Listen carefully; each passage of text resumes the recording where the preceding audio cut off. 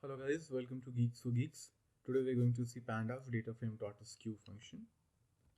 So before we dive into it, let's see what is Pandas.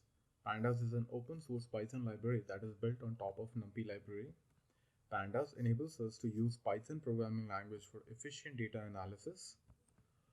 Pandas helps us in cleaning and preparing data for various analytical purposes. Pandas can work well with a variety of data sources like SQL files, Excel sheets, CSV files, and many others. Now let's see what is data frame. Data frame is a two-dimensional heterogeneous data structure with labeled axes. For data analysis, we store our data in Pandas data frame. Pandas data frame has various built-in methods which helps us to perform various operations on our data.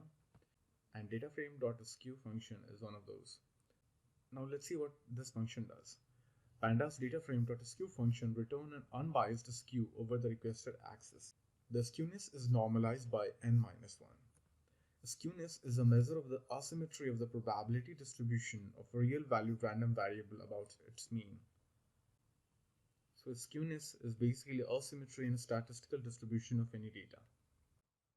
Hi guys, so now we're going to see the implementation of dataframe.skew function.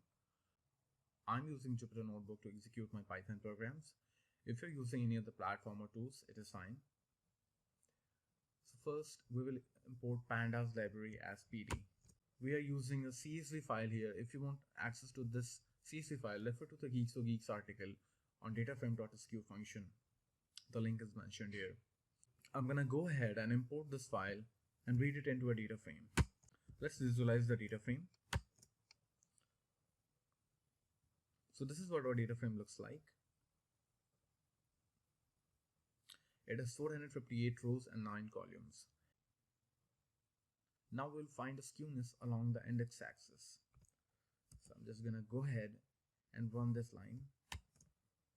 So as you can see, for each numerical columns in the data frame, the function has found its skewness. Skewness is nothing but the asymmetry in a statistical distribution of the data. Now we can also find skewness along the rows. And also we're going to skip any missing values along the rows. So I'm just going to go ahead and run this line. So as you can see, the function has returned the skewness for each row. Thank you for watching. Please leave us your likes and comments.